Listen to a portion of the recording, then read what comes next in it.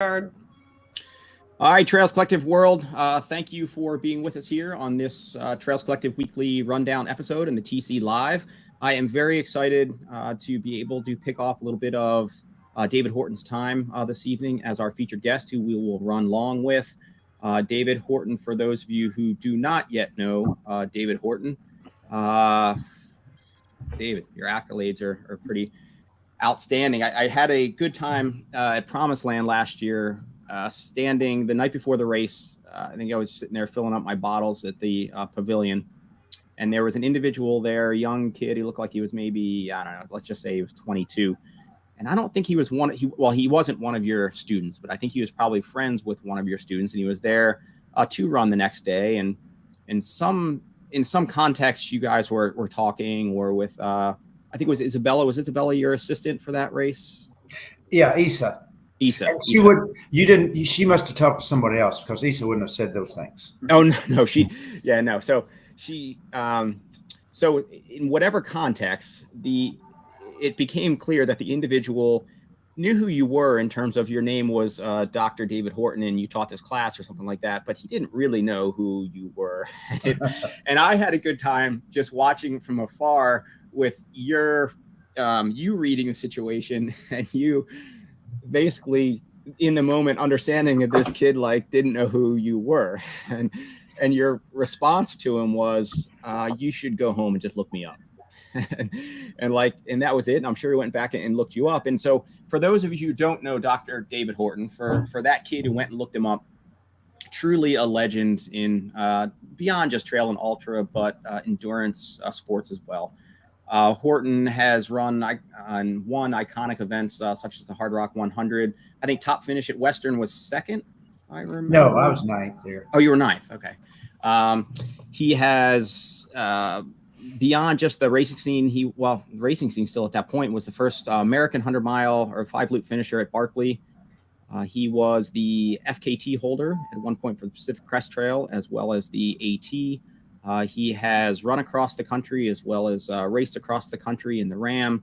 He has created iconic events such as Holiday Lake, Promise Land, Hellgate, Mount Masochist, and I think there's a fifth one in there, right?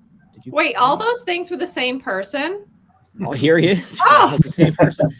So truly iconic events. And so this is part of the Route series for me, those who shaped me getting into trail and ultra. And at that time, I was living in Pacific Northwest. I was in Seattle and spending some time with Chrissy, and got to know a friend, Scott McCoubry, out there. And so as I would see Chrissy come and go, and the creation of the Montreal team, I was very much aware that Horton was the anchor of basically East Coast running.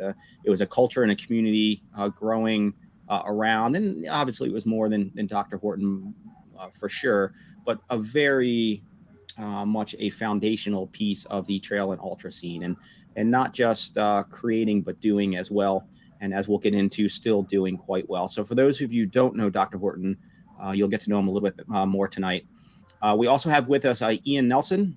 Ian is also an event director here in Western New York. He's going to give us a few minutes on an event that he has coming up with his entity this year that you could check out. And then we'll have Ellie Pell and Caleb Bowen on, both part of the Trails Collective elite team that Ellie has just assembled. And we were excited to have them. They both ran quite well at Naked Bavarian this past weekend. And so we'll lead in with Ian. We'll chat a few minutes on Naked Bavarian, and then we will, Horton and I will go along with some questions and hopefully what will be fun story time. So with all that coming at us, thank you for all who are tuning in. If you would like to drop a comment into the comment feed, you'll have to do it, I think, on the Trails Collective Facebook page or YouTube feed. If you're on my own personal page, for some reason I still don't see that. I don't understand why, but go to one of those pages and we will potentially patch them through. And without further ado, because it should be a pretty full episode, we're just going to launch into it. So Ian, let's start with you, man. Give us the rundown of what you got coming up. Cool. Ian, thank you very much. Yeah. Thanks for the time, and I'm honored to be with in the presence of such greatness in the trail and ultra community. So thank you. very much. Yeah, so Oh, you know. um, some friends of mine and I came up with an idea last summer, and it's kind of evolved into this thing that I call the Madness Elimination Trail. It's going to be Sunday, May 8th at Highland Forest, which is in Fabius, New York. It's just off of 81 between Syracuse and Cortland. If you're not familiar with the area too much, but yeah. So the Met, it's I think kind of a new concept, and it takes a team of one female and one male runner on a team, and combines it with kind of an elimination tournament. So for this year, there's going to be 3 rounds. The first round will be 2 laps of a 4-mile course, and it's for 8 miles total. Basically, the teams with the fastest combined times between both of their runners will advance to the next round. So as an example, well, actually, the second round then will be 2 laps of a 3-mile course in the same format. And then the third round, whoever advances then to the third round, same 2 laps of a 3-mile course. So again, the combined times in each successive round will get teams to advance. So at a minimum, you'd run 8 miles. Max right now, you'd run 20 miles. And each round is kind of its own distinct race. So we'll kind of wait for everyone to finish, or at least get the teams that advance to the next round to finish. Give them a few minutes and then start the next round. I guess for registration is on Run Sign Up, and for more information, you could go to reluctantrunnerracing.com. There's a race page there, and I guess the real quick, the other few things that you get, basically, it's going to be an organized race. It'll be professionally timed. We'll have medical support there just on standby to be on site, and there's the usual giveaway, and then also a post-race meal. So cool. And so this one, so the format is just the loser is basically out. So it's not necessarily a timed thing where they could go for like indefinitely. It's basically just if you lose, you're out. And if you have 3 teams, you might go 3 rounds. But suddenly, if you get 30 teams, that could be a solid day out there. Yeah. So the hopefully the idea is like, if as an example, if we had 64 teams, maybe the top 24 teams would advance to round 2. And then for the third round, it would be, let's say, the top 12 teams. So, yeah. David, what do you think about that shake up in format? Did the partners run together, or is it like guy goes, girl goes, guy goes, girl goes? Everyone goes together at the same time. So it'll be just one big group starting. So you could get, you could have, if you had, let's say for the first round, you had, let's say, the first runner finished in hour 30 minutes, and then the second runner was an hour and 45 minutes. So you kind of have to wait for your teammate. So there could be some differences there, and then time lags and things like that. So you don't really know who you're racing against unless you know the teams that well. But yeah, cool. Right on. All right. So you said, or Caleb or David, you want to weigh in there, or we can just tell them where to go? Yeah. So you said go to Reluctant Runner Racing for more info. Yep, that's right. And what weekend is this? Sunday, May 8th. May 8th. Mother's Day. Oh, Ooh. Cool. So, all right, right on. Well, we will plug that if I can get these into the website as well. We'll plug the link for you in a show note, and hopefully it goes really well and takes on as a new format. Awesome. Cool. Thanks so much, Ian. Yeah, looking forward to it. Thanks. All right, man. See ya. All right, Caleb and Ellie. This was, Ellie, not your first experience with the Uber Endurance events, but Caleb, I think this was your first time with Uber Endurance. Yeah. And so David, you're probably not familiar with Uber Endurance No. stuff in Pennsylvania. No, I'm not.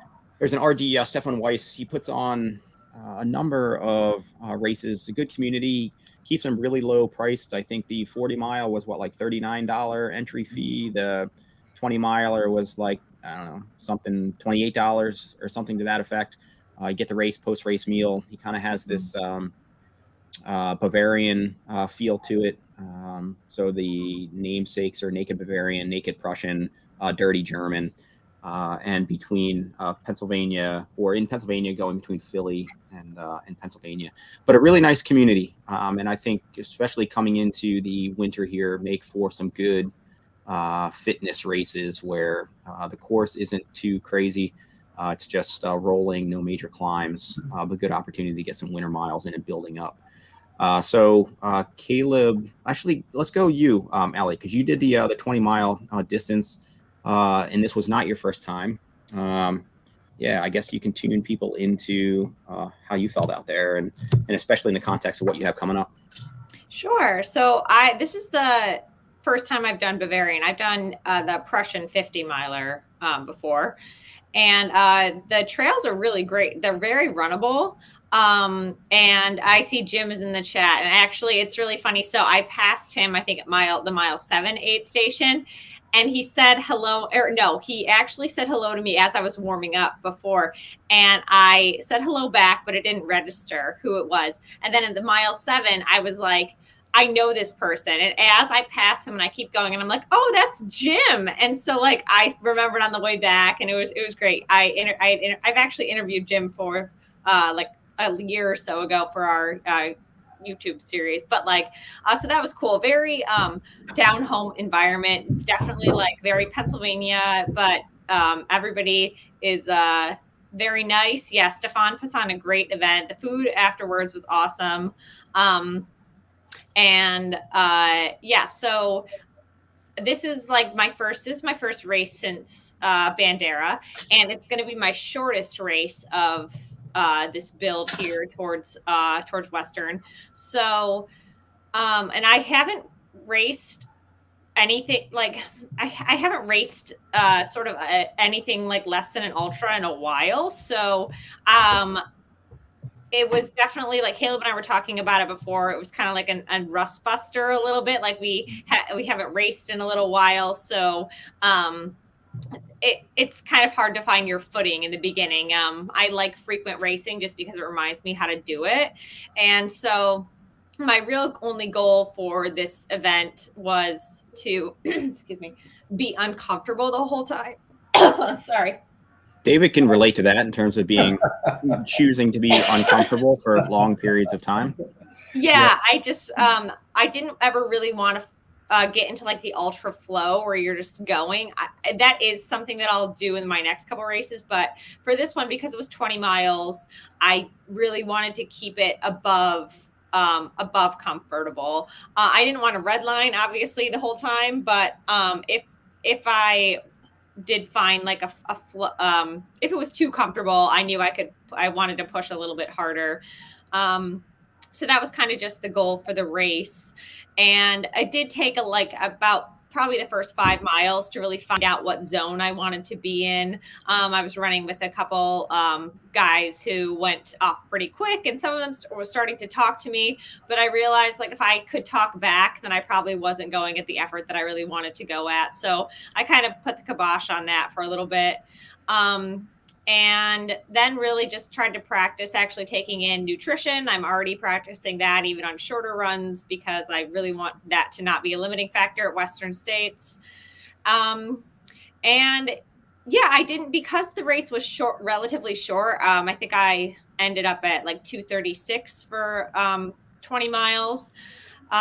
Which ironically is the new Olympic trial standard for the marathon. So I was like, oh, I gotta get 6 What's more another miles 6 miles in the same time? Yeah, that'd be no problem. 6 more miles in there somewhere. So and your marathon PR is what, 250? 241. Yeah. 241. Yeah. So actually the world record in the 50K was just set at 240. I was like, dang, he found 6 more miles in there too.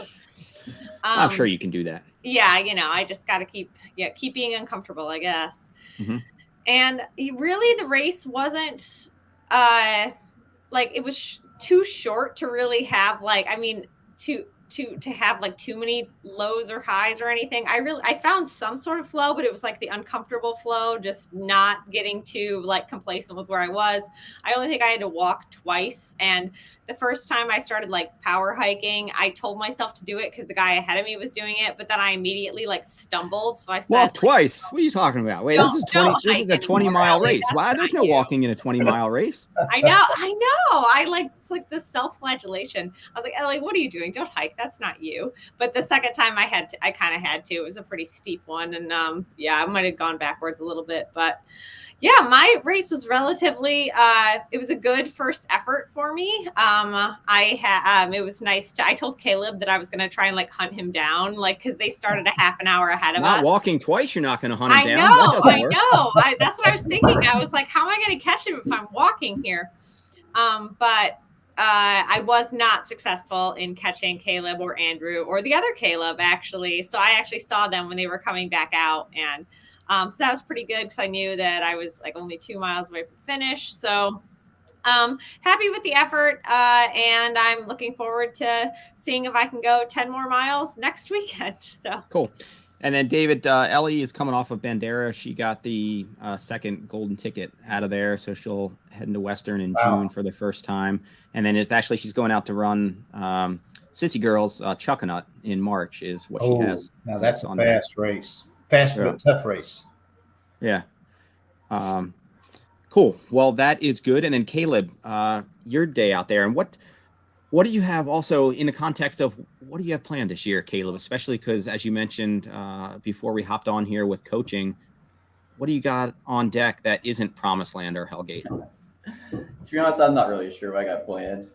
Just trying to take it week by week and trying to see what pops up and what's not. The only race I have planned like this summer is the Highland Sky 40 miler.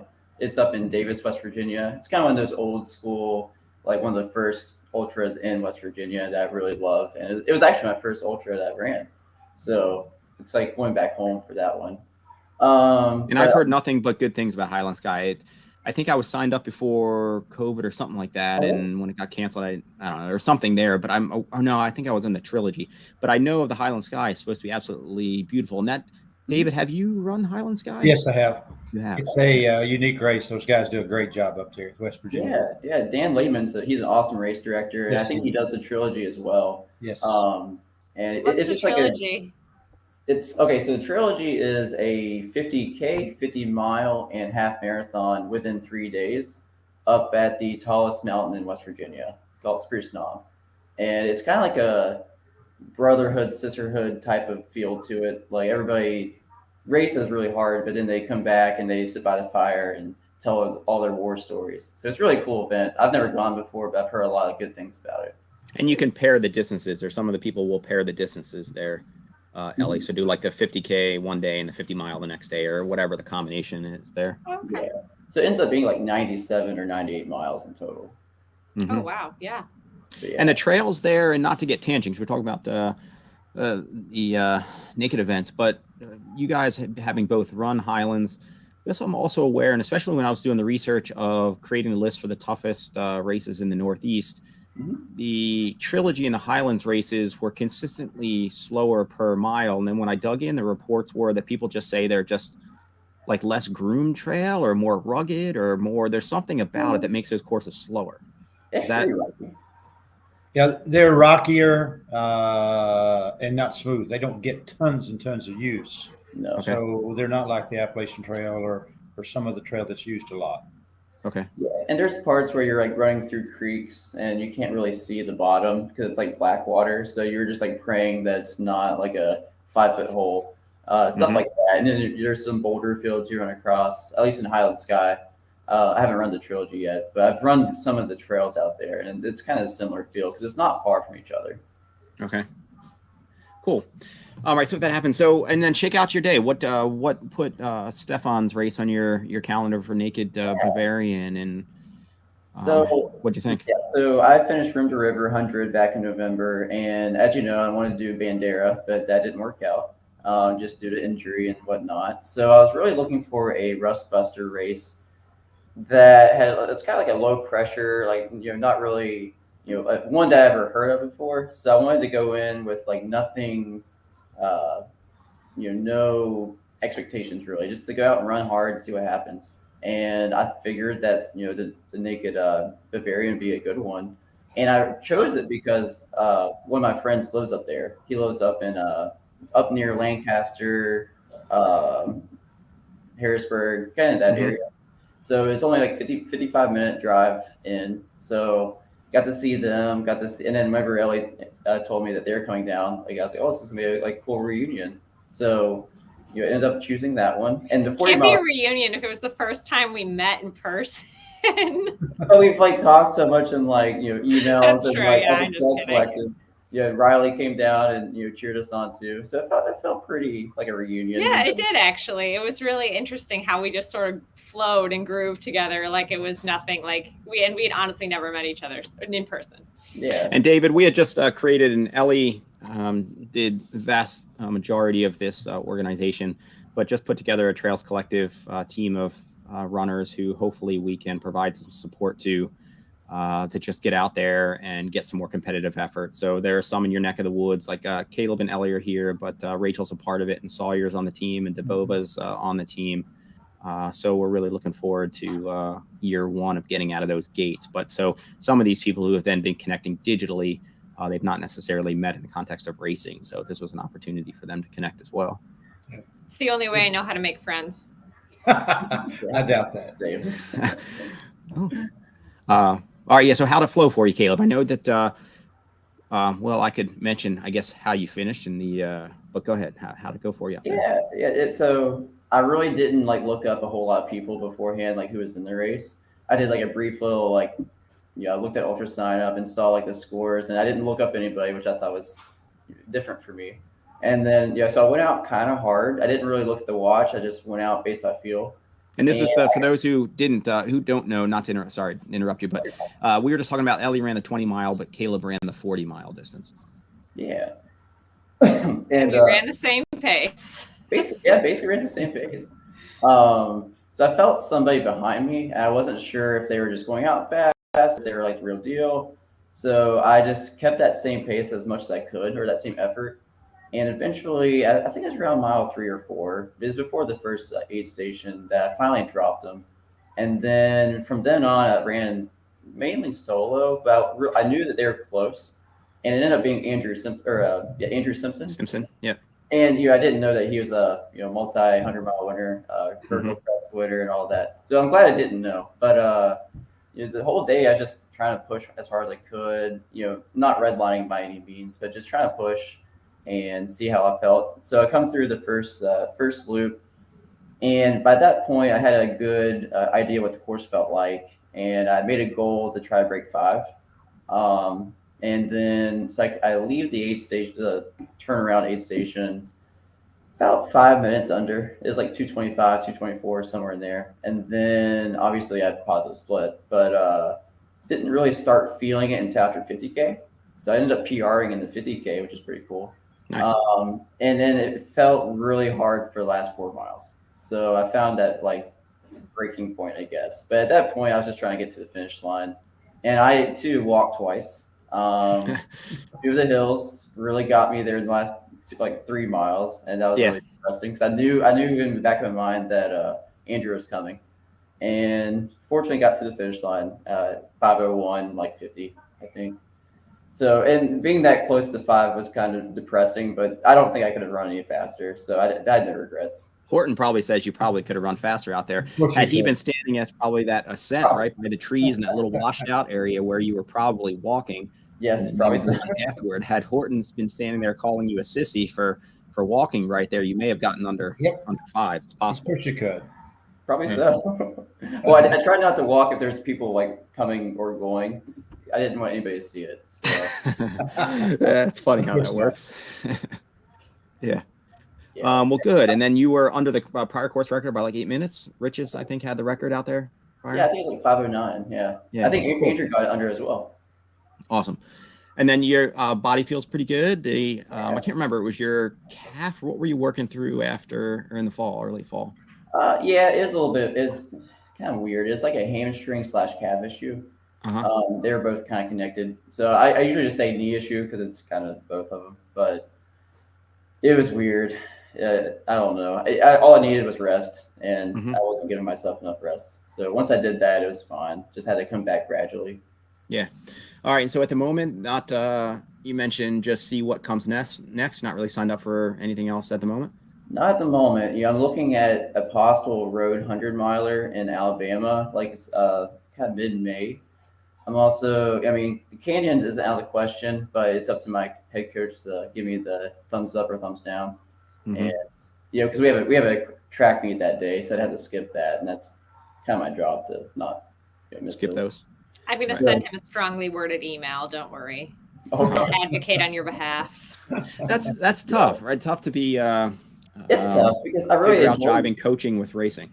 Yeah, and I love coaching. Like I really enjoy being out there and helping these kids achieve their goals. So I feel like being selfish isn't like the way to go in terms of racing. But then again, like I really love to be a part of a big race like that. So I don't know. We'll see. And your sweet spot window. A lot of races just can't run in the summer for the logistics of permitting and access and or heat or whatever. So it's tough sometimes to find some prime events outside of some of the big ones. If it were like, if anybody could get into Western, if anybody could get into Hardrock, maybe. But like, there's a lot of the marquee ones that just don't go in the summer. Yeah.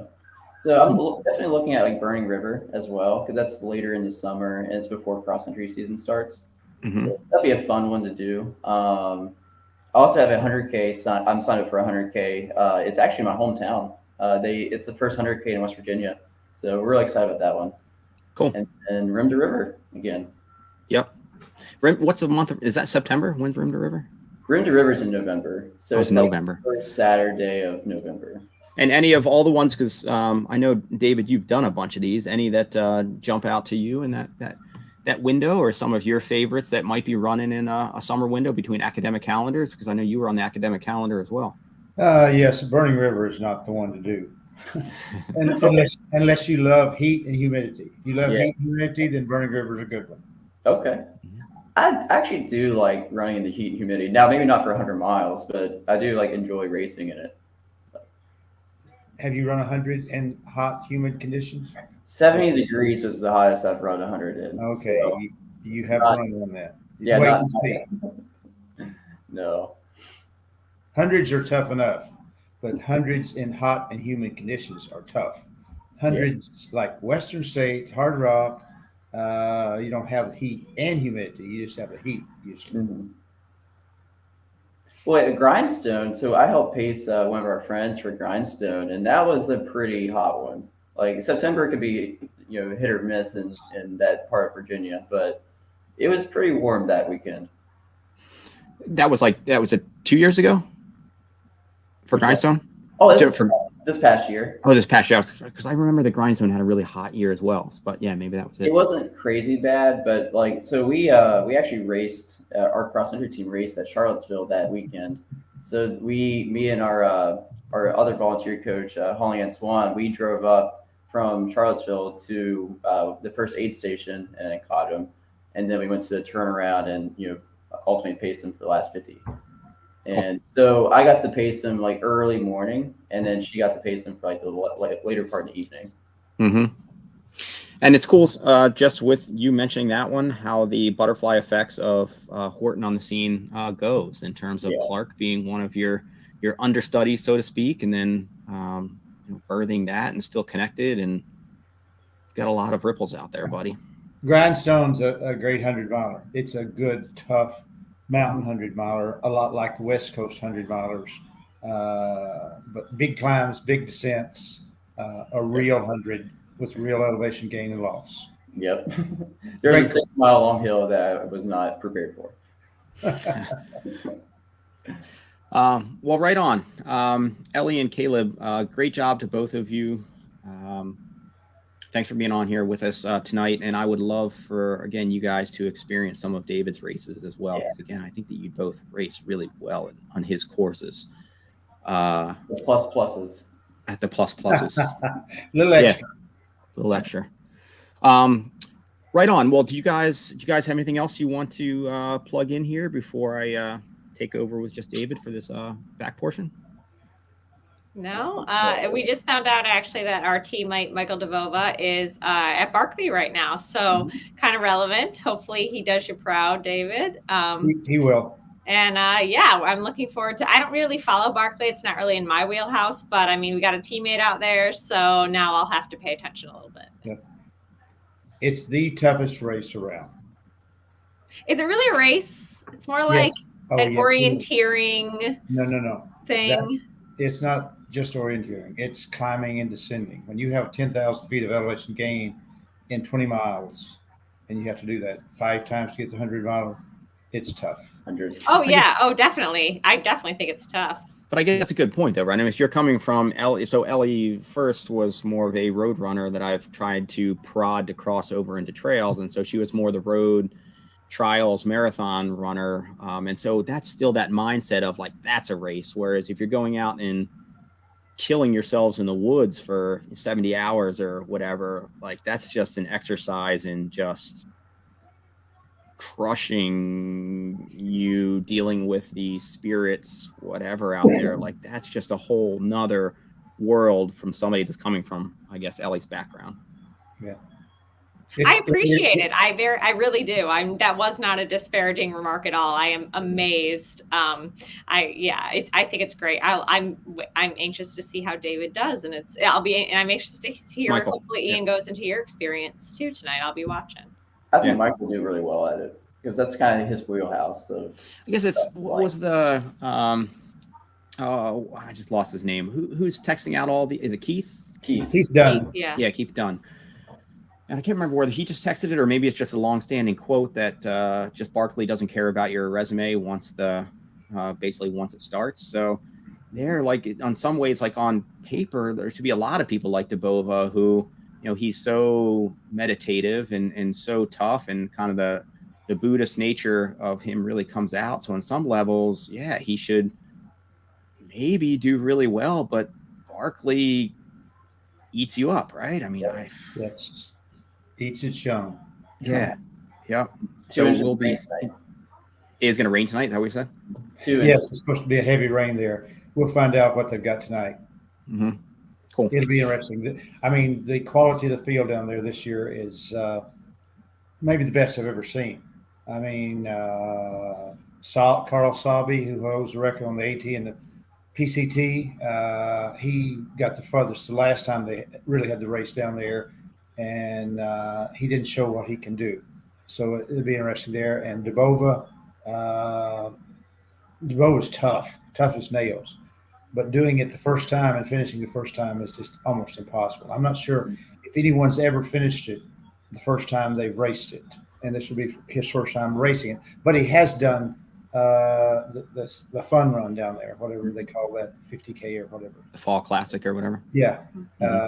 So he's got some talent. He's got the real ability. I just hope that he doesn't get too cold with the rain tonight. It will get cold. Mm-hmm. I think what I like most about Barkley is that it reminds, I think, the trail running community as a whole that like there's so much luck that goes into ultra running. Like they are all incredible athletes, but if they get bad weather or like something like that's just bad luck. And a lot of the ultra running success and failure, there is a portion of luck in there.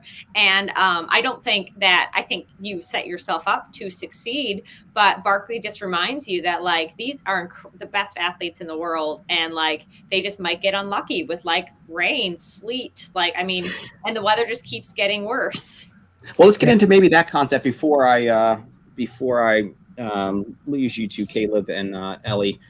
With David here, because maybe we would have gone here in one of the questions, but David, hearing Ellie talk about luck, like, yes, I think there's luck. There's a certain luck of whether Hellgate's a Hellgate or a Sissy Gate in terms of weather, freezing, whatever, but you've been out there in such long efforts that I think for sure you can look at it as an element of luck, but once you get into those long endurance events, like something's just bound to go wrong, right? So it's a matter of like how you deal with things when they go wrong, because they're going to go Yes. wrong. In long races, real long, tough races, things are going to go wrong. It's are you able to make adaptations to adapt to whatever the conditions are, whatever the situation is? Can you deal with that? And I know Blake Wood used to say the one thing that was it's minimizing your mistakes. You're going to make mistakes, but minimizing your mistakes. And I know he always said that every year, every time that went to Barkley, he would learn something new. And he learned that I couldn't do this, I couldn't do this. But it's minimizing your mistakes, and you're going to make mistakes. There's going to be tough weather. And again, that's like the Olympic trials or the Olympic marathons. Basically, there is going to be bad weather sometimes. It's learning to deal with those things. And some people can run in tougher conditions than other people. In good conditions, everyone can race well, but in tough conditions, we'll see who can adapt to that. Like Al Order, I think he won the shot put 4 or 5 Olympics in a row. And one time he was training in pouring rain. They said, "Why in the world are you training out here in the pouring rain like this?" He said, "Well, on the day that I compete in the Olympics, it might be pouring rain." Well, the next Olympics, it was pouring rain, and he won because of that. So you got to learn to deal with all sorts of conditions and adapt to those conditions and not make too many mistakes, minimizing your mistakes. We'll have hopefully Michael and Sabrina Little and Mario Mendoza on. I'll mention this when we talk here in a little bit too, David, on just the the connection between one's spirituality and their endurance efforts. And so for somebody like Michael, where one of his mindsets or his quotes or what he says to himself out there is basically there is no this, or there is no, like, there's only now, or he's very much like in the moment. And I mean, I have to get back to the exact quote, but it's very powerful. So I think that he is uniquely, through as much as he's been through in his life and the way that he's worked toward it, is able to mentally, I think, tolerate or deal with, I think, some of that, whereas maybe some others aren't. But it'll still be interesting to see how that shakes out. Yeah. It's learning to deal with tough stuff, tough weather, tough climbing, tough descending. It's supposedly 20 miles. It may be a little more than 20 miles, but over half of it's off trail. I mean, it's running through the woods, and it's going down, it's going up sometime. And it's not finding the books. I never really felt like finding the book was the big thing. I always felt like it's deciding to start another loop. When they finished the first loop, they went on the second loop. Now, after they finish the second loop, you wait to see whether or not they'll want to go on the third loop. And of course, on the third loop, they have to reverse directions. So it seems like an entirely different course. And there's no trails in most of it. And so you sort of know what ridge you're supposed to go down. But then if you make a little mistake, you can get in trouble. And it's usually not people getting lost, it's people giving up. Or saying, I won't go back out. Several years ago, I was there, and who was the guy who won Western States 2 years in a row? Hal Kerner. Hal Kerner won Western States 2 years in a row, and then the next year he went to Barkley. Well, he ran with me and several others for 2 laps, and at the end of 2 laps, he said, "I'm stopping." I said, "Why?" He said, "I don't want to go on. I don't want to go back out there. I know how bad it is. And I know what I'll have to go through." I am not going back out there. We said, "There's nothing wrong with you. Come on, Hal. You got to go back out." He said, "No, I am not going back out there." So again, that race, you have to really, really want it bad. To give you an idea how difficult it is, one year I just went to Barkley with the idea of running the fun run, 3 laps, 60 miles. And I finished the fun run in 30 hours and 23 minutes, and felt pleased with my effort. That summer, I went to Hardrock and finished 3rd overall in 30 hours and 27 minutes. So 30-23, 30-27, 4 minutes different, 60 miles versus 100 miles at Hardrock. So that gives you an idea how hard Barkley is. The Hardrock 100 is the same as the Barkley Fun Run, 60 miles.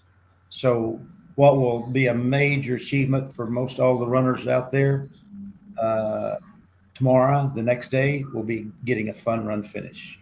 Getting a 100-mile finish is extremely difficult, extremely. And this is intriguing, right? In terms of just how hard that really is. Like, so when the movie came out, and I've yet to watch that movie, but I'm familiar with it. And so when it came out, and suddenly everybody, I shouldn't say everybody around you, but there are people walking into the store that I meet at races or whatever. They're like, "Oh, are you going to do Barkley?" And I'm just like, "What are you talking about? No, I'm not going to do Barkley. Like, I'm not a Barkley. I'm not that tough or whatever." But there is this sudden like mass culture embracing popularity, like interest in it.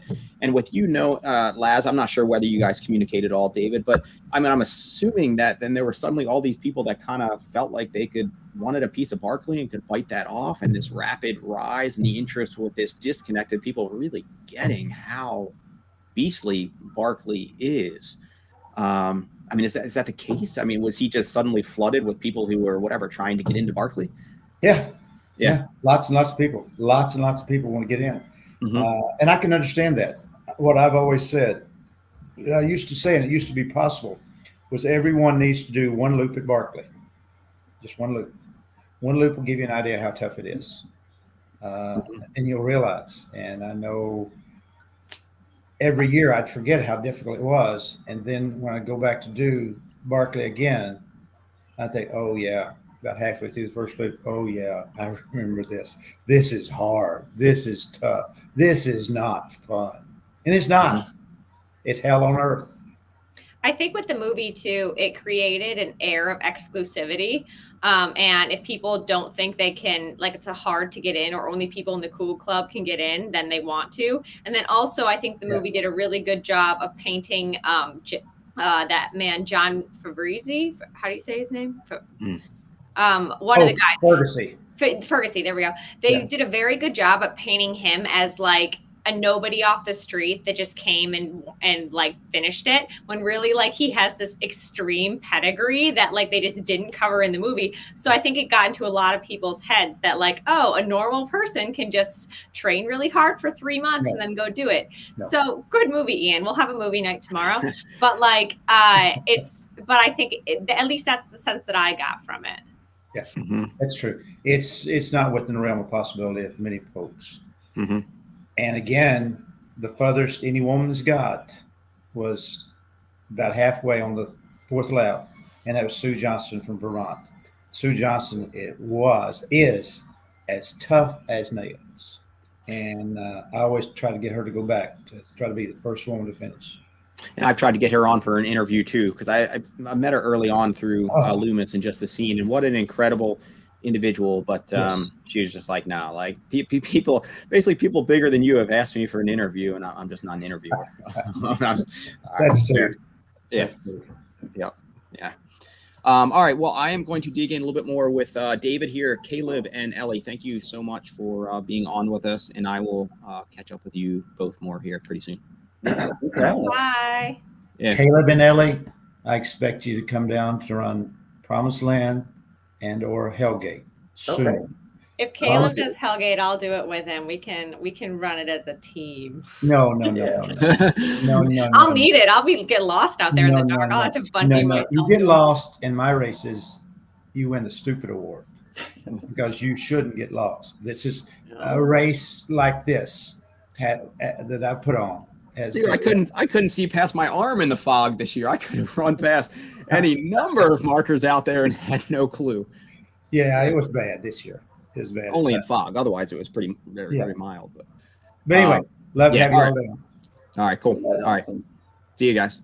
Bye. Bye. All right, David. So I am going to go in the format. I will set up a question, title, and subject, and I've got something written down like a paragraph to get us into that title. And so we had started, and we already talked a chunk about Barkley here. So actually, I'll still comment on it anyway in case there's any last thoughts there, because I know that was one of the big things for you as well, and how many times you chipped away at it. So I phrased it as the title of the subject is Barkley and Mental Bars. So in 1995, Mark Williams finished 5 loops at Barkley, if I got that right. You're quoted by at least Davy Crockett in his article in saying to Mark that he ruined it for you, that suddenly the impossible was possible. In that people may have their own Barkleys, their own resetting of their own mental bars. Tell me about that moment and the year to come, knowing the brutality, the challenge, the preparation in the next 6 years that it would take you to get back there and finish 5 loops in 2001. Yeah.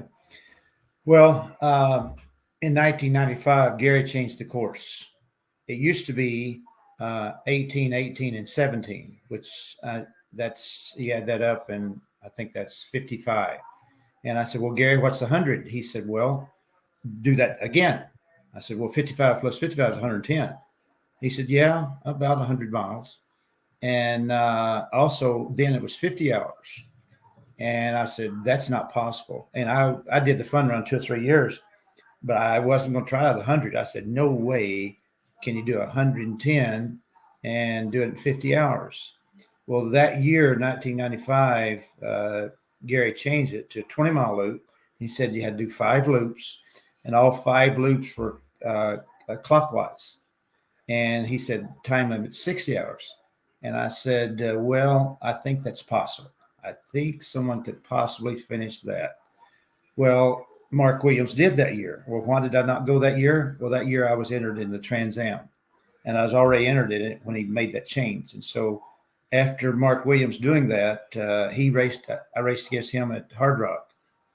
And there was a picture of Mark Williams sitting in front of that big concrete post that Gary always stands over, and sitting in front of that after he finished the 100-mile. I said, I want this picture of me sitting in front of that post. Uh-huh. And I finally got a picture of me sitting in front of that post. And right now, I don't know where it is. I need to find that picture. Not sure where it is. But that picture meant a lot. But that picture, seeing that picture of him drove me for several years to try to finish the Barkley 100. And it's wild just how such a huge component of the mental aspect of everything in endurance, not even in endurance, but whatever, when that bar is just reset and when suddenly you believe and where it tweaks your central governor to then know that it's possible, it just opens up a whole new round of possibilities. Yep, without a doubt. I mean, physically, we're limited by our brains and what we think we can do. Once we think we can do something, yes, it's amazing what we can do. It's amazing what everyone can do if they think they can. Mm-hmm. So this tees in. Next title of the category is "It Can't Always Get Worse." So one of your quotes there. So and so this is, I mentioned this to you before we went live here. So John Anderson humorously asked, why can't you just be content with a nice, easy 50-mile bike ride at your age? Or if you opt for the 1,000-mile version, why you just can't start off slow so you don't get all tired, sick, and sad? So you've put your mind and body into a few extreme physiologically demanding situations, I'd say. Sure. Can you tell us one where you really dug at the depths, a time where you really felt it couldn't get worse, and then coming out the other side?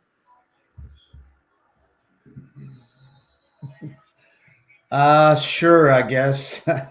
Last summer, I was digging deep. I was entered in the Trans Am last summer. The Trans Am was a 4,200-mile bike race that I'd done when I was 67. And so I was trying to do it when I was 71 and trying to do it faster, of course. And assuming that aging is not relevant. And I had trouble, and I finally dropped out at 2,100 miles after 19 days. And for the previous week before I dropped out, it was a death march at the end. And you think about that. Have you ever had an ultra when you did a death march? How hard was it to do? Really hard. Well, I had a death march for a week in a row, 7 days in a row. It was all I could do to finish each day. And of course, maybe if I'd have backed off and done a little bit less, then maybe my death march wouldn't have lasted as long. But I felt like I had to do a certain amount, and the death march just continued. And finally, I got to the point that I didn't think I could continue. Mm-hmm. So the statement is, it never always gets worse, but sometimes it does. And it seemed to be getting worse and worse last year. So I finally stopped, and that was hard. That hurt me mentally. That hurt me physically. It took a month, 2 months to recover, and both mentally and physically. It took a lot out of me, and it still got a burr under my saddle. Uh-huh. And so I guess I was going to put this at a different part of the scene, but actually I'm going to go there now because I think I'm wondering. I shouldn't say I think that they are. I guess I'm wondering. So this would be on, I was going to term it Faith's Fusion. And I had mentioned that I was going to hopefully have Sabrina, Michael, and Mario on soon, and to talk about the concept of how faith shapes their running in ultra. So what's the link between, and I'm bringing this up because when you dropped, or when you made that Facebook post, I think I had commented on your thread that basically you have an army of friends and supporters out there, basically just ask, right? And we'd have a whole bucket brigade of people willing to go try to bring you back in or pick you up or, ride you in or whatever it would be. But in my head, I was thinking, but that's not really his character. And I was wondering how much at the time your faith played into this. So what's the link between your internalization of religion and your endurance efforts? Which came first, the pit bull or the Protestant work ethic? Or are they one and the same? Yes. Yeah. They came the same. It's sort of like, I think it's sort of like a pit bull. The Protestant work ethic. I was raised on a farm in Arkansas. And the thing that I learned there was hard work. And you don't accomplish something that's worthwhile without hard work. And so I grew up on the farm and I learned the work ethic. The work ethic is something that I think many kids don't learn today. I mean, the percentage of people that are growing up on the farm, and I think the farm is the best place in the world to grow up and learn the work ethic. But it's also your parents. So I learned that. And then I got saved as a sophomore in college and thinking with respect to what can we do with the Lord's help. And I know what we can do. Philippians 4:13, 4:19. He'll supply all your needs. And we can do all things through Christ who strengthens us. So I think in terms of being a testimony to the students I teach, to everyone else, that I should be working hard, paying the price, trying to finish. But I'm just driven. In fact, that's the one thing that I found out several years ago. A pit bull is driven. He's driven to bite someone and hold on. So I don't like pit bulls, but I like their philosophy. I like the way they are. And I told the teacher, I said, for whatever reason, I have a lot of drive. And someone said, what drives you? And I said, I don't know. And he said, no, you don't have a lot of drive. He said, you're driven. So that's it. I know that's what I am. That's why I'm racing this summer. I'm racing in 7 weeks.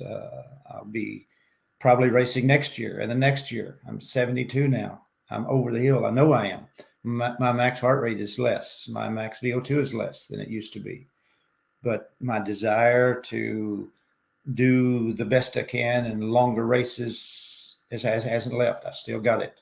And I suspect I'll still have it the rest of my life. In fact, I always tell my students in my classes that my objective is on the day I die, that I hope I had a good workout that morning. And I sincerely mean that, because basically that means I still had a good quality of life. If I had a good workout that morning, I still moving, I still doing. I think to me, seeing my parents pass away and seeing others being in nursing homes and rest homes where they'd sort of wither away and just die slowly, that's not the way I want to go. I want to go in a blaze of glory, doing as much as I can and having a good workout that morning, still working out, still competing, still being an athlete. I can't imagine not being an athlete. I'm not a very good athlete, but I'm doing the best I can. So maybe we can, so do you wear a Garmin or something? Do you track your physiological data when you're working out? No. Well, maybe you need to start, because we're going to create maybe a new competition value out of this when your day does come, whenever that day is, hopefully not for another 30 years, but when it does come, we want to be able to look back at your Strava log. And in that moment where you're going from the bike down to the ground or the run down to the ground, see how fast you can get there. And then we'll make that you're racing toward that moment or whatever. And that split time. Yeah, I'm a competitor. like, 8 years ago, I had 7-way bypass, but I don't say I had 7-way open heart surgery or 7-way bypass. I say I had 7.5. When I say 7.5, because my good friend Charlie Hesse, when he had surgery, open heart surgery, he had 7-way bypass. And I had 7.5. How do I call it 7.5? Because they put one bypass in and they didn't like the way it was working. So they took it out and put another one in. So I call it 7.5 so that I can beat Charlie Hesse in having more bypasses. Maybe you can maintain your physiological parameters if you just go back in there and keep creating more pathways toward improved performance. Well, to tell the truth, the cardiologist said, you may perform better after this. I didn't, but I thought maybe he might be true, but he was not true. He was not right. I didn't perform better. All right. So another one and because you just mentioned, again, I was going to put it later, but this is actually segueing in, and I'll just flip my question set here. So the other category was going to be aging well. So I'm not. In 1979, at the age of 29, you finished your first ultra JFK in 7:43. In 2002, 23 years later, and at the age of 52, you finished in 7:33. While your best came in 1985, around your theoretical physiological prime, you've been one to age well. And in this case, by some metrics, were tougher in your 50s than your start at age 29. So some have taken, so I recently interviewed a couple weeks ago, a longtime friend, Jeff Browning, still at age 50, still at this really extreme physiological level, still near the top of his game. Others went to the well a number of times and their bodies weren't able to hang on. And any number of names in our sport where they depleted it and their bodies just weren't the same. So for you, is it luck or the byproduct of growing up on a farm, as did Jeff Browning? Yeah. Oh, he did. I didn't know that. Mm-hmm. That's cool.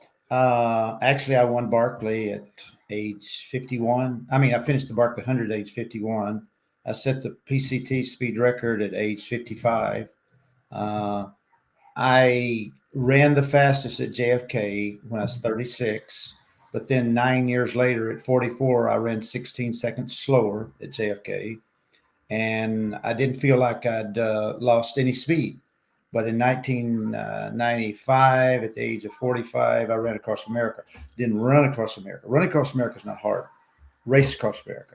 Raced across America. And that took something out of me. So from 44 to 46, I aged a lot. And it was because of running 3,000 miles on pavement from LA to New York City. So I'd encourage people not to think about maybe running across America, but don't race across America. Someday they might have a race again, but that's a horrible, tough thing. This is not to break your line of thought, because I want you to flow here and I want you to keep going with this concept, but it's just funny where your bar is set in terms of who just we're talking to, in terms of David Horton here, because you're talking about, you're just encourage, and you fully believe it. And I fully believe it's possible for most people, but encourage just people just to run across America, but just don't race across America. Like, your bar is just so highly set in terms of what you can accomplish. And I believe that other people could as well, but people really don't believe that they could believe, or don't believe that they could do it, or they don't have the ability to take that time out of their life. But it just speaks to the where your bar is set, and just even this conversation or this thread alone. I don't know. Yeah, That's just what I do. it is what you okay, but I didn't That's mean to who I am. It is who you are. But I didn't mean to break your train of thought in terms of, so that 40-46 took a chunk out of you. Yes. But you were steadily getting better. I mean, assuming that's the fusion of you're working out the endurance physiological stuff, your training's been now more consistent, or you've been year over year, or you get the 10,000 hours in, plus you're believing more and more that you're capable of things that maybe you didn't believe you were capable of at age 29. So you're having this fusion, but it's continuing to go up in these years. Yep. That's what it takes. You have to believe. But I always did the training too.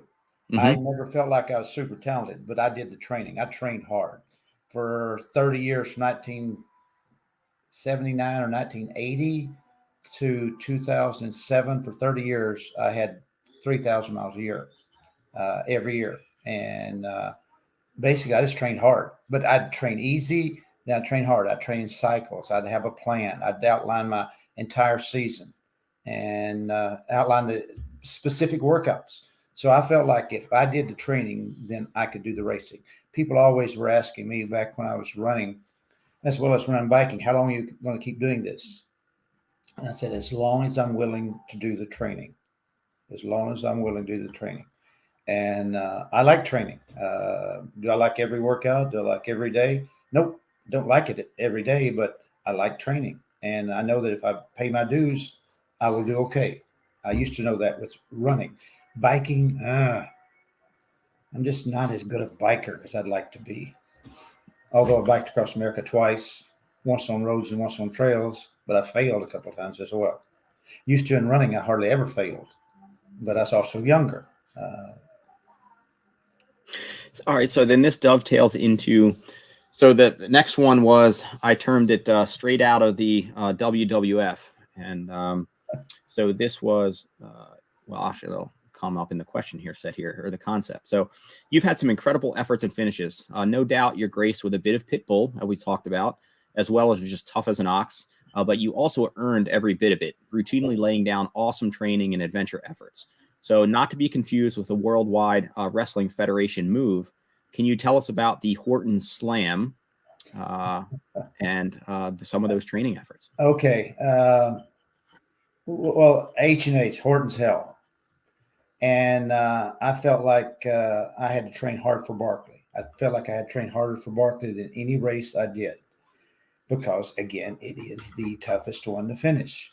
And so basically what I'd do was Friday noon, I'd start Holly Lake, which is a 50K that I organized, that I directed for 25 years. So starting at noon, I'd do the 50K. Then on Saturday morning, I'd do the Mount Mascus, which I started and directed for 25 years. So 50K on Friday from noon on. Saturday morning at 6:30 or 7, whatever, we'd do Mount Mascus 50 miler. Then Sunday morning we'd do Promise Land 50K plus. And then Sunday night, starting at 12:01, do Hellgate. So 50K, 50 miler, 50K, 100K. And I felt like if I could do that, then maybe I'd have a chance at Barkley, because that was as hard as Barkley. That's crazy in terms of just that in the equation, this equals this. That's just crazy. I felt like I had to do something tougher than Barkley, or as tough as Barkley, as tough as I could train, tough as I could push myself. Mm-hmm. If I could do that, then maybe I could finish Barkley. And how many years you did that for? Not just a single year, right? I mean, no, 3 or 4 years. Uh-huh. And was that period leading into then your when I finally finished it? Yep. Uh-huh. And then did you let the Horton Slam go, the Horton's Hell, after your finish at Barkley? Horton's Hell, yeah. No one else would want to do that. That's ludicrous to think about doing something like that. But for tough people, for tough training, for the tough runners, they should do something like that. Mm-hmm. Kind of their equivalent, so to speak. Yes. Or you're saying, yeah. Figure out something super tough that, if you've paid the price, then you've prepared the body to do that, then you can do that. Uh-huh. And was there anybody that was able to hang with several of those efforts in a row? Yes. My good biking buddy, Ryan Henry, who can beat me like a drum biking. I used to beat him like a drum running, but biking, he beats me like a drum. That bugs me. I don't like that at all. He finished all except the last one the first time, and then the last time we did it, he finished all 4 of them with me. That's awesome. And were there people, other friends you'd have come out and do individual efforts? They'd do maybe a 50K or so, or 50 miler or something, but no one came out and did Hellgate, just Hellgate, or no one would come out and do the toughest ones. Mm-hmm. Does that, it has to be an interesting vantage point for you with the level of endurance efforts that you've laid down to then see individuals tackling pieces of those, or kind of their own. I mean, I guess it's exciting to see anybody take on anything that they believe to be outside of them and finish. It could be whatever, somebody's first half marathon. It could be their first 5K, whatever that is in terms of their bar. But your experience level is so high that when you're seeing people try some of these individual events, it still must be, there must be some element in there of, come on, like I just did 5 of these in a row. You can do one of these, or, whatever it is. Yeah. Well, it's sort of interesting the other day. I have a student here. I hope he's listening tonight. He's probably not. Will Paxton, a young student who's still in college at Liberty and just finished Hellgate and just finished several other races, and he's getting tougher and tougher, starting to do tougher workouts. Well, then we have a Tobacco Road Mountain, and I told him what my best time was. Well, he went out there and ran faster and then came and told me. And it was sort of depressing, but not. And then I saw him next several days, and he was toast. He was in sad shape. So you got to be able to do a workout, and then come back with another workout and another workout, and another workout. It's not just one workout. It's deep down toughness. And like my running class, we don't ever run fast. We just run slow and just run and run and run, because that's what they got to develop. They got to develop that deep down toughness. And that just comes with miles and miles and miles, and no speed work, no running fast, having fun, trying to enjoy it as much as possible. But eventually, if they want to get tougher, I said, you could be real tough. We'll see. We'll see. How tough do you want to be? Do you want to pay the price long term? Not just one time, but time after time after time. Can you do the workouts on a regular basis? And there, and Loomis had commented on something that you would do regularly as well. Maybe like a really long trail effort on Saturday, but then you'd follow it up with like a 20 miler or something like that on the roads on Monday, or something to that effect. Yep. I used to do, I'd always do the long training run on Saturday. And then on Monday morning, I would do 20 miles on the road and run it fast. And I knew where every mile was, and I'd run it fast. So that kept the speed up. Yeah, which is, in terms of the physiological benefit there, to then go with that turnover and to ask your system to provide that effort. I mean, that's pretty outstanding physiological double. Yeah. And I don't do that now, and I probably should. I don't do that with biking right now, and I probably should. I used to be able to tell for sure exactly when I was getting stronger with running. With biking, it's sort of hard for me to tell. It's so hard to tell. And I knew all the routes that I used to do around here. And I could tell when I was getting in shape. I can't quite tell as much when I'm running or biking. Yeah. And then Logan Lemke had two comments here. One was, you've helped push many, many, many minds to new levels. And I know that there's a lot of individuals out there that would echo Logan's statement or sentiment there. And then he just said, as you were talking about the Horton Hill sequence or the slam, who was giving you help with crewing during the Horton Hill? It was Ryan's wife, this one lady, driving a truck and taking care of us. That's good. Yep. That's quality.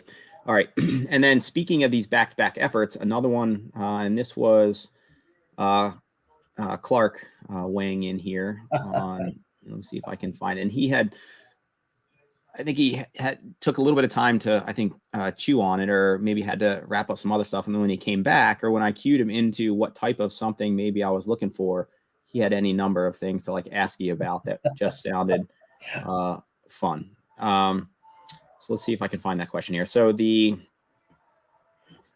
right, here it is. So I put here's to recovery. So if we're talking about kind of recovery, so to speak. So not so long ago, you shared an epic week with Clark and Jurek in Washington.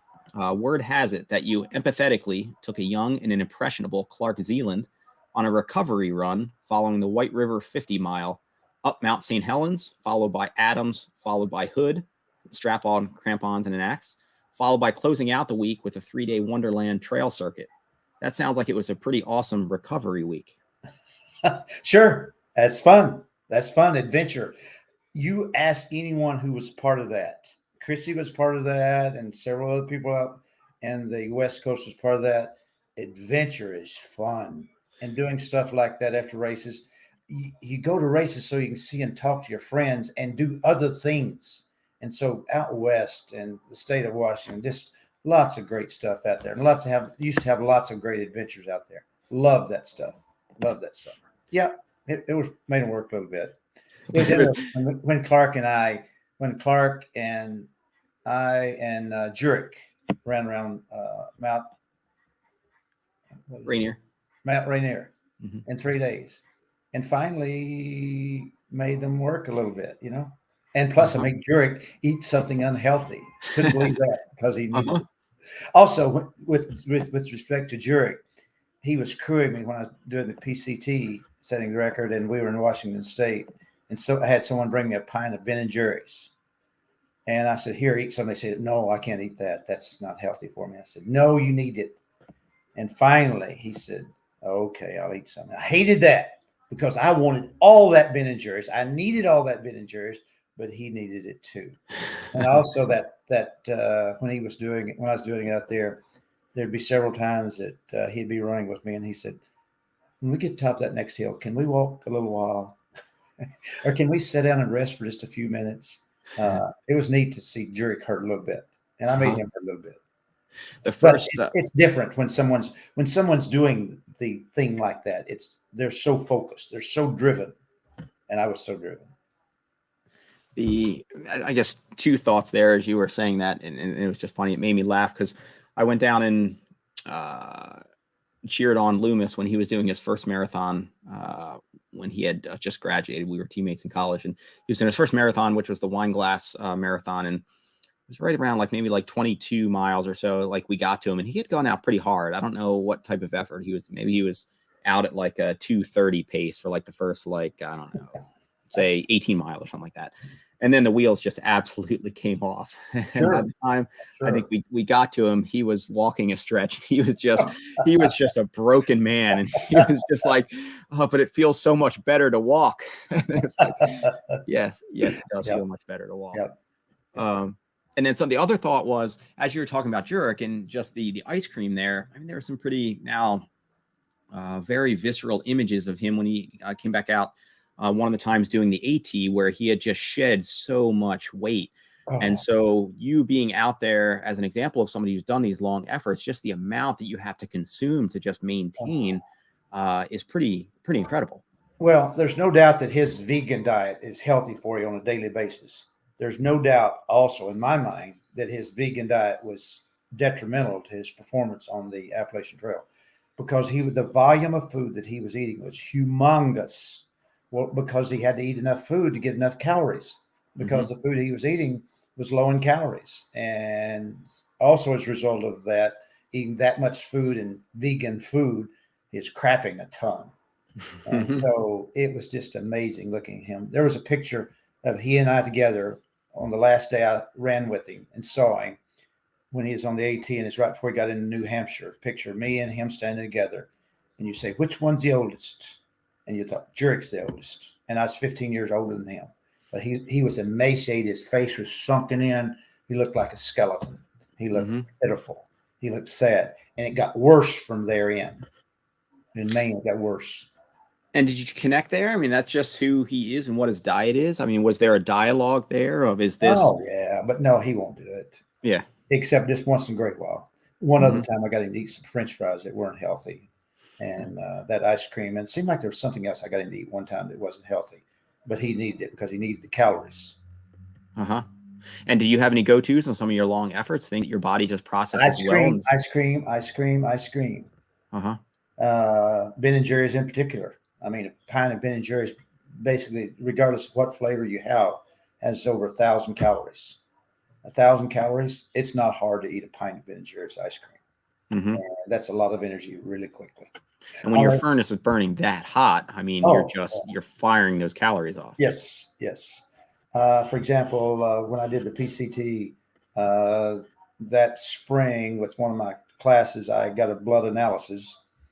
And then that fall, that same class, I got a blood analysis again after I was eating 12 to 15 candy bars a day and 1 or 2 or 3 pints of Ben and Jerry's a day when I was on the PCT. And then I got test in spring, then I got a test in the fall after doing that summer, and it's exactly the same. Hadn't changed a bit. But I did have to get about 5 or 6 fillings and a couple of root canals at 8 teeth up. I was listening to a friend, Luis Escobar, an interview that he did, or he has his own podcast series. And I just went, as I was prepping, he was one of the first that I did my root sessions here because he was one of my first, I paced him through 2 years of the hurt, but the first one. And so that was one of my early experiences as well. But on his podcast, he kind of lucked out, but he was able to interview Billy Mills. And in one of the, which I didn't know as kind of piece of the trivia, it was a really kind of funny few minutes. And I reached out to Billy as well. asked if he potentially, if I could interview him as well. I don't know if that'll happen, but it would be pretty awesome. But he had credited a candy bar to his, I think, Olympic win, like in that big year or something like that. Because I think he was also like really depleted, and something like he wasn't like, hadn't had a candy bar before then, or maybe they were like new at the time or something like that. But he ate this candy bar like, I don't know, 5 or like 10 minutes before whatever was like his big 10K Olympic gold, and he was just like totally like energized, like ah! And he was like, I can credit the candy bar for the gold medal, basically. Yeah. All right, so let's see. Aging well, changing time. Let's go. Only have a few more here, so let's go. One of them that I was going to front load, just because I hadn't known this existed until I was looking into your Liberty University profile. Like, I think when I first opened the store here in 16 years ago or so, I got in the runner, and I had, again, you were already lodged with, I knew who you were, I knew the events, you were in that orbit, even though we hadn't connected. I was really bummed. I wanted to go out and catch you when you came through in the PCT as well. I was going to go out with Meisner that day, but I was working. I couldn't get out of it. I guess I could have come at night or something like that, but it didn't happen. But in any case, already well aware of you. I was aware of the runner, so you had been in that movie. What I wasn't aware of was, and this is the title of the concept and the question to come, extraordinary. So aside from wins at Barkley, including being the first American to finish 5 loops, Hardrock, setting the Beast Coast bar, multiple thru-hike efforts and records, a couple wee races or runs across America, some may say your greatest claim to earned fame is the 2017 film Extraordinary. For the most important question of the night, out of the gate, what would have been the gate, would you say that Leland Klassen seemed a bit too sissy to provide an accurate reflection of David Horton? For sure. Yeah. Yeah. Sure. You'd be a tough one to capture there. So haven't watched the movie, but I, again, didn't even know it existed, that there was a movie out there on your life and kind of that angle. It's good. He did a good job. But again, I think it'd be hard to play me. It would be hard to And play. that's not a bad thing, good thing. It's just a thing. Uh-huh. I think it'd be hard. Yeah. And there were a couple, it may have been, again, when I reached out to a few in your close orbit in seeing whether they wanted to weigh in here this evening or not. A couple, and I think that this, and again, I haven't seen the film, wasn't aware of it, but just commenting on or reflecting on, I guess, the larger crew and the support you've gotten from family and your wife over the years to make this feasible and to still kind of hang in there. And so one of it was like, how does she put up with him? Because, and I always say she's the luckiest woman in the world. But then everyone else says, no, it's the other way around. And I say, yeah, that's probably true. This past summer, we were married for 50 years. Mm-hmm. So I've been at Liberty 43 and been married to my wife for 50 years. Yeah, which is pretty awesome. And I think you saw that post, and I think speaks to an endurance effort of its own nature, but for both of you and family, right? I mean, that's a lot of commitment and a lot of sacrifices both of you have to make along the way. Yeah. So kudos to her, and it's been pretty incredible. And I don't know whether I'll get around to watching the movie Extraordinary, but at some point, you should. Maybe I'll make that happen. But it's cool that Liberty was plugging it as well, so they felt pretty good about that effort.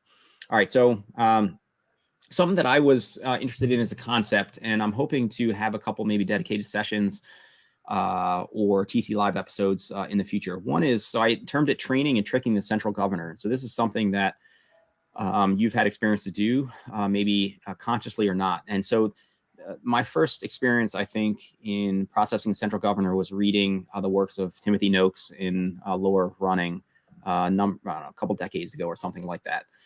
So one of the things, and I thought of you specifically because I think one of these studies was done on some of the Race America, Across America participants, maybe.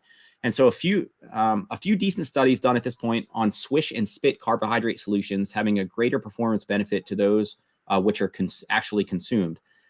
This for sure speaks to the power of the central governor in both thinking but also as important to the physiological receptors that it's pairing with or relying on.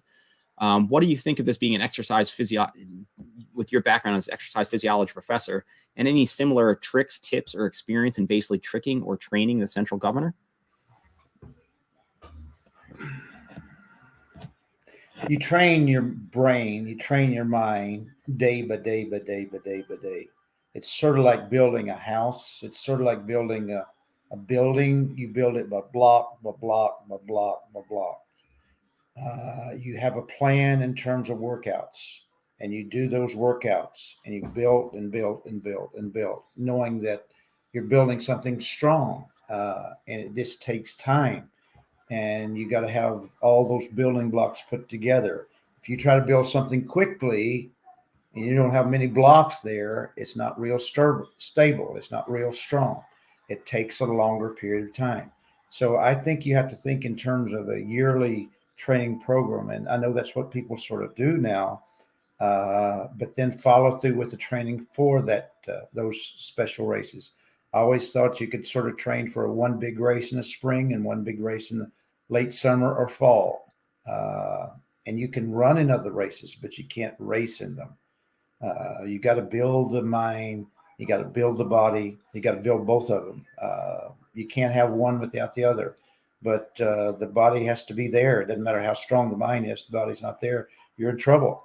So you have to build both of those. And going to Barkley, man, I talked to Dubova as well as Chris from Missouri, and talked to them about the things you have to do well to finish well at Barkley.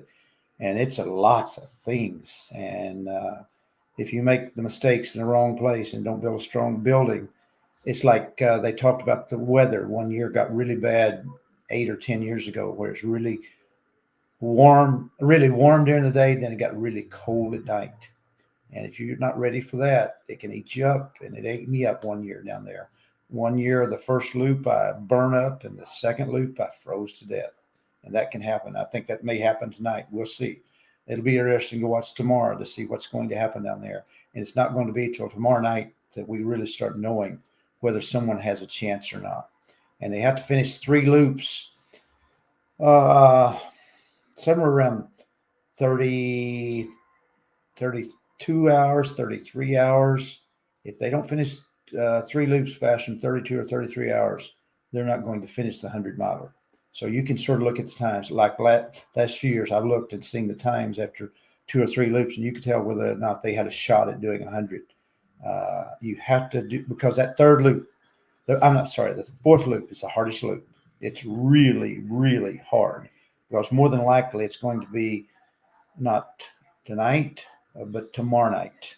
And that gets really hard. That's the slowest loop for everyone. The fifth loop usually is the fastest loop, faster than the fourth loop. So you have to build the mind. Pursuit of Endurance. I don't know where you've read that book, but Jen Fardell, excellent book. She does a great job there talking about endurance. And then the other book by the physiologist, I can't think what it is. You probably have read it. Can't think. If someone can think of it, mention it, and I'll say that's it. It's a really good book about training the mind, about how you prepare the central governor. But I don't believe in tricks. It just has to be sound, strong, tough, ready for a wide variety of conditions, a wide variety of problems. I used to hate to get ready for Barkley because I had to go to the grocery store and buy tons of groceries, knowing that I probably won't use all these. But you have to have tons. You have to have lots of different types of things, because what can you eat between the second loop and the third loop and the fourth loop and the fifth loop? And it's whatever you have. There's no aid stations out there. So you have to prepare a lot for that. And I know sometimes I'd prepare and I'd have tons of stuff I'd bring back home, and I hated that. But anyway, you got to train the mind, you got to train the body, you got to train both of them. Yeah. And I guess that was to the level that you've accomplished in the long and endurance stuff, even though they maybe use the RAM participants, if that's what it was on this specific study, to the earlier concept of just how many calories you have to take in. There's no kind of level of swish and spit carbohydrates that it's going to get you through X whatever thousands of calories for days on end. What I think is amazing is I just read a book and I can't think the name of it. I think it's Ride Your Bike about a professor from Brigham Young University. About 2 years ago, he did Tour Divide, and that's the bike race that starts in Banff, Canada, and goes to Antelope Wells, New Mexico. No aid, no crew, and they did lots of physiological studies on him. And so he did it in 17 days. And in that 17 days, he averaged burning in that 17 days, average burning just over 10,000 calories a day for 17 days in a row. He averaged taking in 6,000 calories a day. So he was at a negative balance of 4,000 calories a day. That's okay. And he got by and he finished. But he also said that nearly every day he didn't know if he could go the next day. He didn't know if he could go the next day. He was going that hard, pushing himself that much, which is phenomenal. And again, what we've got to become is fat burners. We want to burn fat, lots of fat, because again, fat, in 1 pound of fat, there's enough energy to run 26 miles. Just phenomenal amount of energy in fat. And that's what he lived on. You see people in the show series alone, they start out fat and they end up very skinny because they burn their fat. Burning energy and getting energy and thinking what you can have for energy is a tough thing.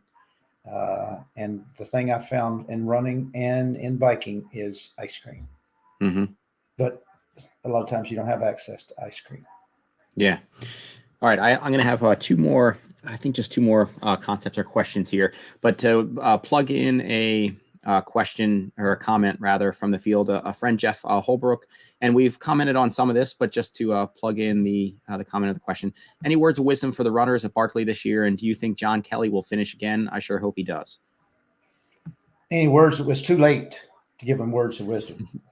Do I think John Kelly will finish? John Kelly is really, really tough. He's got as good a chance to finish as anybody else. I think the two toughest experience-wise is Kelly and Sabi. But Dubova is unreal tough. But I know the one issue that he has trouble with is when it gets cold. He's got a skinny, scrawny body. And when he gets cold, he's in trouble. So he's as tough a guy, I think, as those two guys are. But he's not got quite the experience at Barkley as they do. So will Kelly finish? If anyone finishes, it'll be Kelly and Dubova and what's his name? I forgot something. Kelly and Dubova. What's the other guys? I forget who's in the lineup. But anyway, it's those three. Will there be a woman finish? No. If anybody finished, it'd be Dewalder. But I don't know where she'll finish or not. And she's got 2 laps last time. And I don't know whether you can still see it on your end. We lost your video feed. I can still hear your audio. Okay. No, whatever. But I'll still, if you figured out, that's okay. If you don't, I'm going to keep rolling, just because this will be, people can listen to this on podcast version as well. So I still want to roll into the two contests, but in any case, if there's anything you can see on your end. No, I don't see it. Okay. That's okay. Okay. So let me get to, I guess, 2 others, and they're a bit out of, again, sequence on where I thought it would necessarily progress through. There was, let's go here. And just just because they were stories. So snapping out of it. So Hardrock 1993, the notorious mile 85 Grant Swamp Pass Rock, the gift of Josh Cox. That not only snapped your hand, but you also into gear for the win. Tell us about that weekend, that moment in the closing miles, and the epilogue regarding the condition of your hand.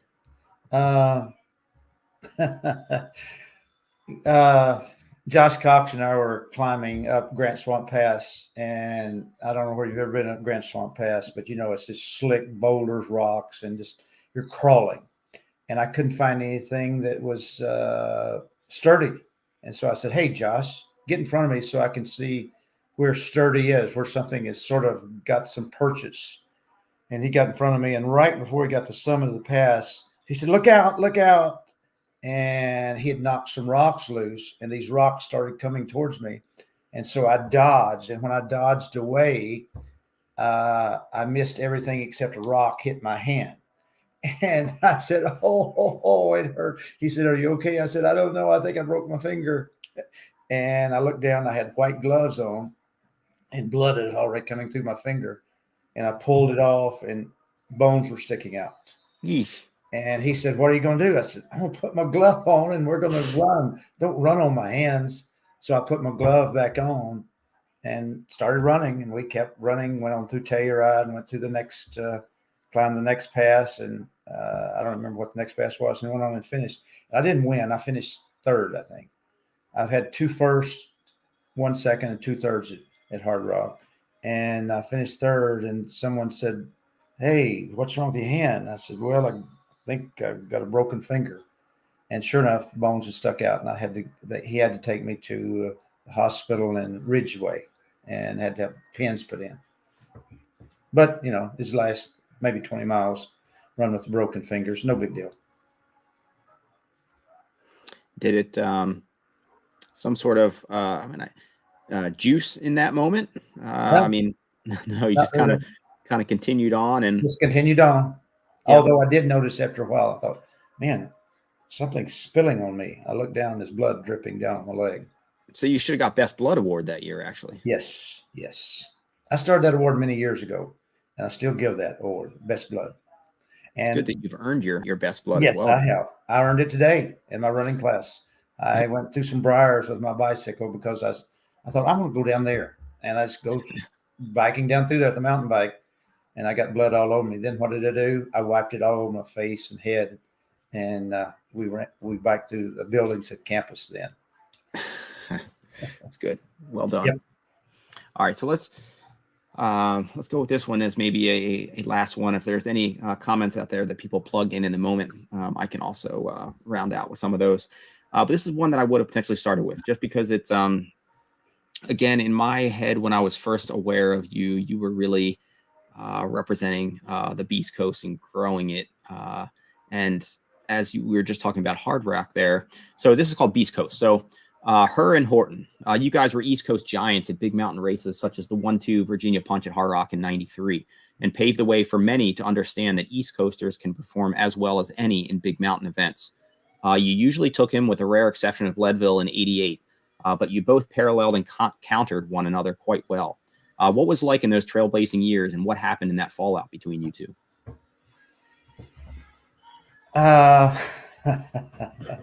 I almost hate to talk about what happened in the fallout. But we were great buddies and great training buddies. And I'd say, hey, let's do this run. He'd say, okay, you do it. And we'd do it. And I'd say, hey, let's go here. We'd do it the same way. Let's go out and do Hardrock. Okay. And actually, I was entered in Western states, and I had to call and withdraw from Western states the first year they had Hardrock, because Hardrock was more fun. I thought that sounded great. This is a graduate course. And so we went out there and trained together. And I called him. I was the one that nicknamed him the Animal. I give lots of nicknames. Yes, you do. Yes, you do. Animal. Well, I didn't find out till much, much, much later that he didn't like that nickname. Oh, and I thought he behaved like an animal in terms of running and just blowing people away. But later he said, I put lots of pressure on him, that racing was never fun and easy then, because people expected him to run well. I said, yes. But we were great friends, and that sort of messed things up. I could see that being a personality thing, and especially if that was riding for years without you, I guess, really knowing the impact. And this was, I didn't know. I did not know. And this was going to be another one that I was going to put in here, but then I was like, maybe I won't really go there. But it's, I guess, those who know you know how readily you speak your mind.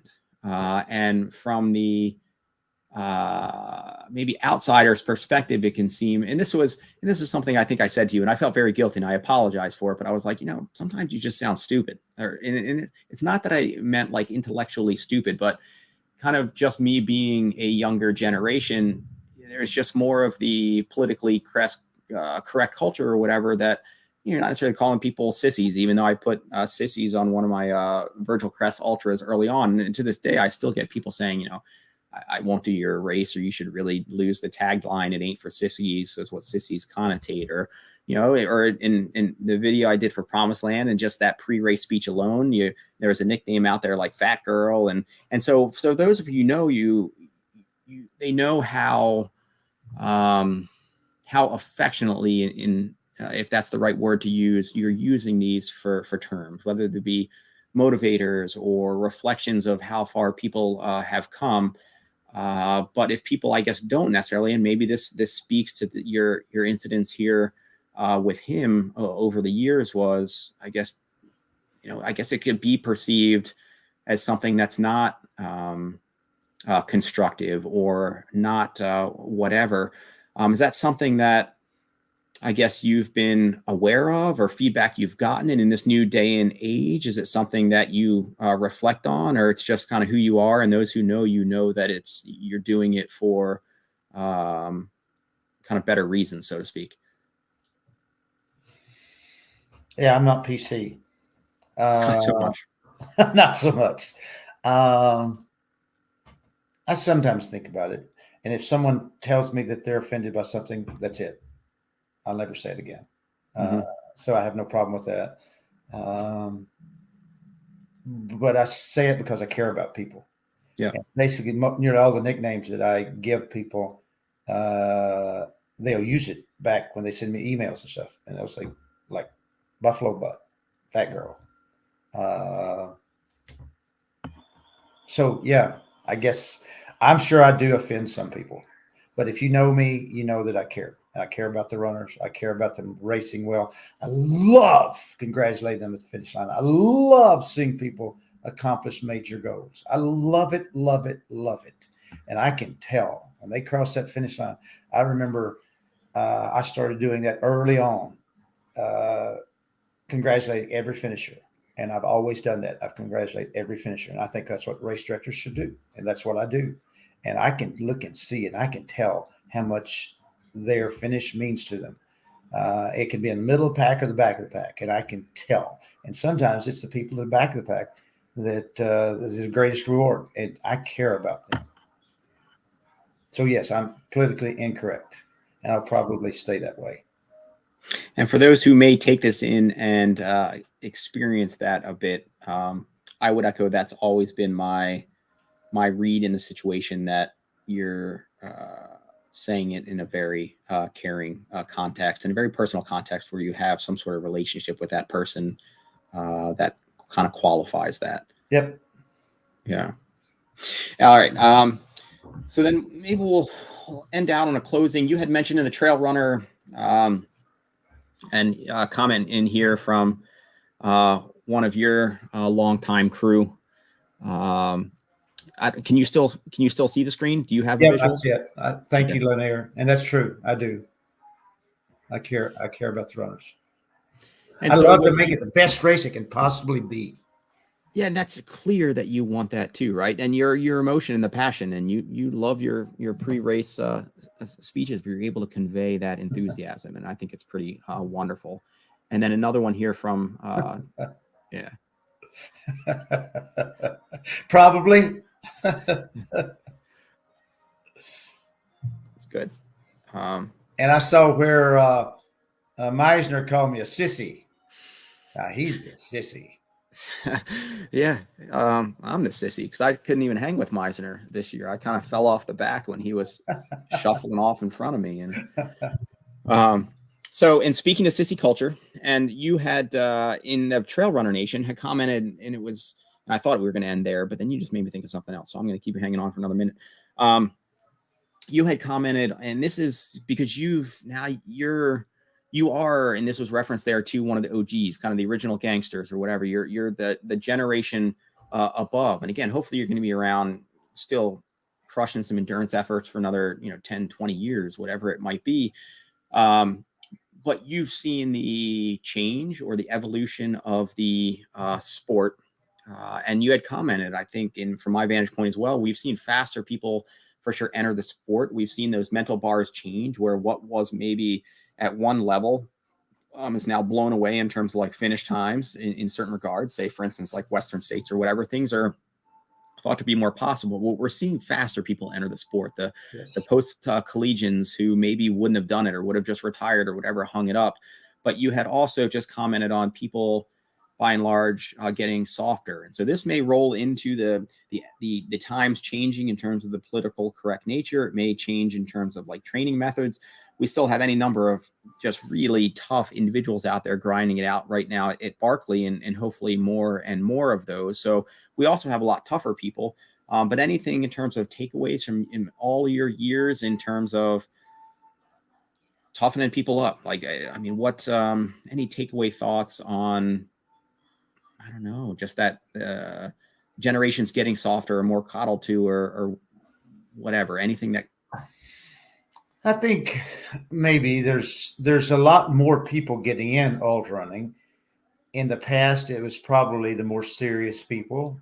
Now I think it's sort of cool, and you read about it, and there's magazines about it, and people know about it. So I think there are a lot more softer people coming into the field, but there's still some really tough people out there.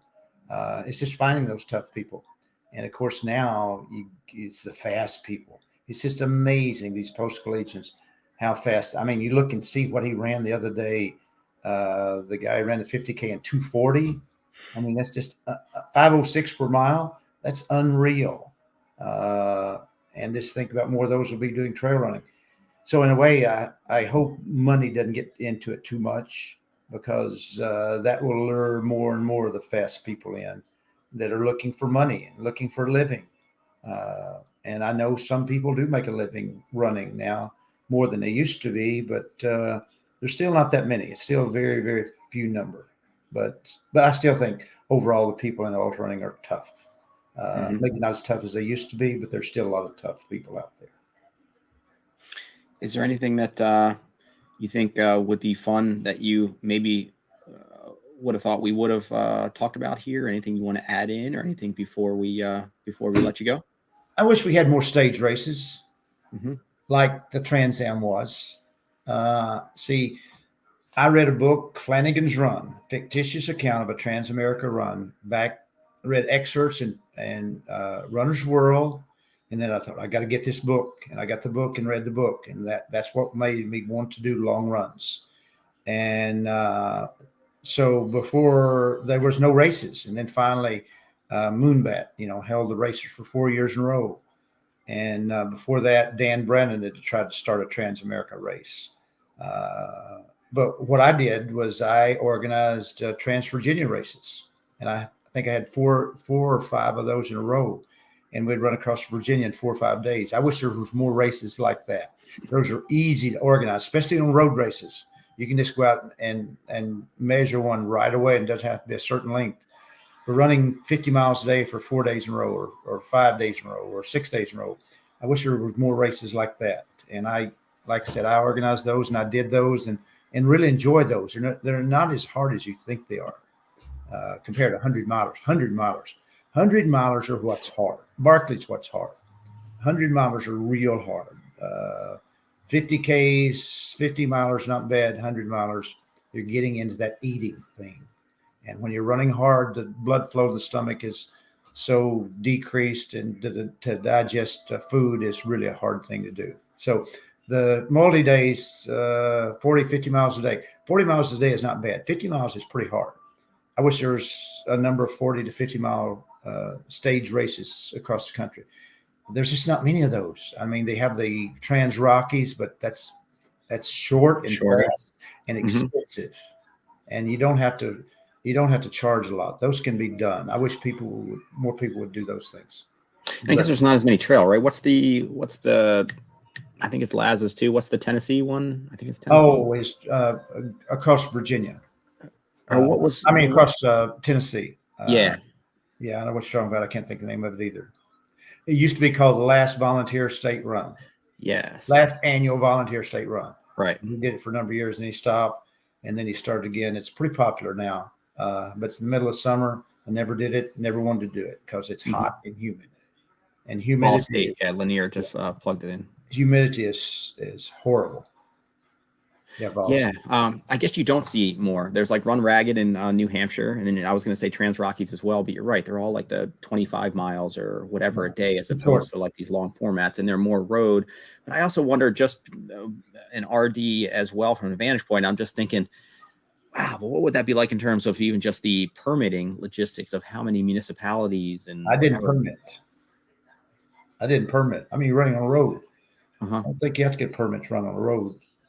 I think technically you probably do. But whether you need to or not, I mean, I guess that's a different kind of whether you can get away with it. I never did. Yeah. Yeah. Well, that would be, you're down to 2 races now. You might as well let your wife know that you're gonna add a third back in, and it's just gonna happen to be a week-long stage race. She'd kill me. She'd like for me to never direct another ultra. She's not been a fan of that, but I'm still doing it. Well, just tell her Clark's putting it on, and you're just gonna help. Yeah, sure. Yeah. Well, David, I so appreciate you carving out some of your time tonight, especially with you back into training mode as well. I hope the next 6 or 7 weeks go well, and look forward to me too. That this one, whatever you watch on trackleaders.com, and it'll be the Pacific Coast bike race from Portland to San Diego. And on trackleaders.com, there'll be a place where you can see my spot and you can see where I'm going on a daily basis. Cool. All right. We will tune in, and I will plug it when I see it as well going down. Okay. All right, cool. And for those who are just want to look out for the 2 races that David still directs, Promise Land and Hellgate, both wonderful events. It took me a long time to get down, but I was able to do them both last year, and truly wonderful courses. And I think should be bucket list for everybody, and especially while Horton is still at the helm down there. Truly a legend in our sport, and the vibe, the feel, the sentiment is very truly special with you still at the helm. So I appreciate you still being at the helm. I appreciate the opportunity, and can't say enough for anybody to get out there as well. Okay. Thank you. As honored to have you down, and I plan on directing it for a while yet. Cool. Well, I'll see you for another round at some point here. Okay. Sounds good. All right. Thanks so much, David. Okay. You're welcome. See you. See ya. All right. So thanks all who are tuning into us for another round of TC Live. This one with Dr. David Horton, truly a legend in trail and ultra. I very much value the time to be able to connect with him. To all those that are out there who plugged in, thank you for tuning in. Thank you to those who are watching this posthumously. Thank you for anybody who is will be willing to share any of these feeds in your own feeds. Thank you to all of our Patreon supporters who make this possible. Big just energy sending your way to TC Elite team member Michael Dubova down there at Barkley right now. So with that, I will check out for the night, and we will catch you next week, I believe. If he's still able, still part of the Route Sessions, I will be on with Scott McCubry, somebody who was a big part of where I came from in trail and ultra as well.